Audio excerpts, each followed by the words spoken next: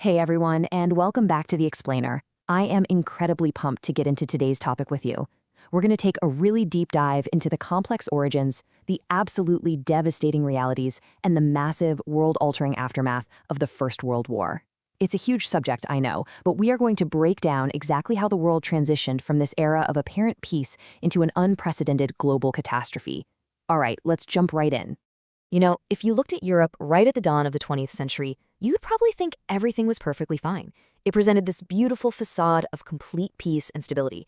But underneath that calm surface, powerful, hidden tensions were completely brewing. It wasn't just some sudden accident out of nowhere.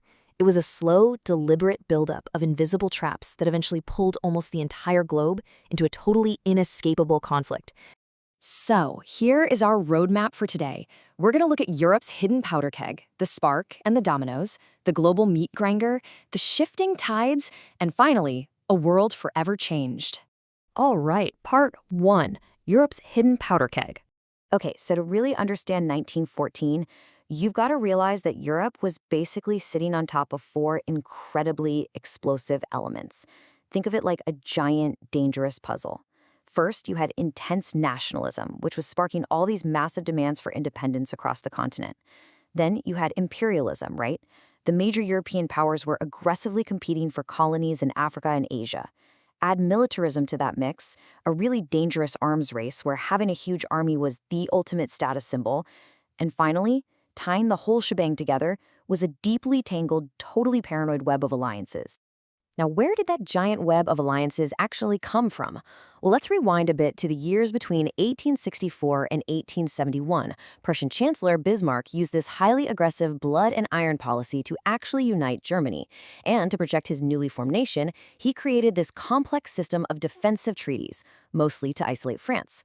But then, in 1890, Kaiser Wilhelm II takes over. He dismisses Bismarck, starts passionately showing off German naval power, and in doing so, absolutely terrifies Britain and basically pushes Russia right into the arms of France. So fast forward to 1914, and you've got Europe split right down the middle into these two terrifying, rigid camps. On one side, the Triple Alliance, Germany, Austria-Hungary, and Italy. On the other side, the Triple Ententes, Britain, France, and Russia. And this strict division, it was literally a ticking time bomb. It meant that if any single nation went to war, those treaties were going to drag absolutely everyone else in. Moving right along to part 2, the spark and the dominoes. So the actual spark, it happens in the Balkans, which was actually known as the powder keg of Europe. Tensions had really flared up in 1908 when Austria annexed Bosnia, and that completely infuriated Serbian nationalists who were dreaming of independence from the Austro-Hungarian Empire. This whole localized clash finally culminated on a fateful day, June 28, 1914. And honestly, the wildest part of this whole story, the assassination of the Austrian Archduke in Sarajevo, was basically a failed plot. It only succeeded at the last minute because the Archduke's driver literally took a wrong turn and stalled the car right in front of one of the assassins. Just one fatal coincidence, and the fuse for a global war was lit. And from there, it is just a rapid-fire, unstoppable chain reaction. Step 1. Austria targets Serbia for retaliation. Step 2. Because of their alliance, Russia mobilizes its forces to protect Serbia, pushing troops right to the German border. Step 3. Germany reacts by declaring war on Russia on August 1st, and then on France just 2 days later. The dominoes fell exactly the way those secret treaties dictated. There was absolutely no going back. Which brings us to part 3, the global meat grinder. Now, Germany initially thought, hey, we'll just march quickly through Belgium and capture Paris. But that rapid push stalled completely out. What we got instead was the nightmare of trench warfare. On the Western Front, soldiers basically dug into the earth, creating this brutal, muddy, completely deadlocked stalemate. For 3 agonizing years, millions of men died in just a horrific slaughter. Quite literally, to gain just a few yards of dirt, 500 miles. Just think about that for a second. That is a continuous, blood-soaked network of trenches stretching roughly the distance from Boston to Washington, D.C., and it ran all the way down to the border of Switzerland. It became an endless killing field where both sides just fed millions of soldiers into the grinder.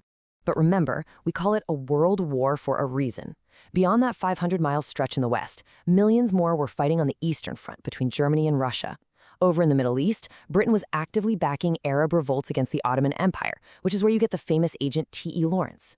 And of course, we absolutely have to mention the disastrous campaigns at Gallipoli, where troops from Australia and New Zealand, the Anzacs, suffered devastating casualties trying to secure a sea route. Let's pivot to part 4, the shifting tides. Now, when we hit 1917, the timing of everything is absolutely crucial. Germany was using unrestricted submarine warfare, which tragically sank ships carrying American citizens, and that finally pushed the United States to declare war in April 1917. And this massive influx of U.S. support arrived right at the exact moment the Eastern Front was collapsing, because in November 1917, the Bolshevik Revolution sweeps through Russia, which leads directly to Russia and Romania officially exiting the entire conflict by 1918. Because Russia was out, Germany could take almost all their forces from the east and throw everything they had at the Western Front for one final, absolutely desperate offensive. And they actually got within just 40 miles of Paris. But they were completely exhausted. The arrival of hundreds of thousands of fresh American troops gave the Allies the exact momentum they needed to halt that German advance and decisively push them back.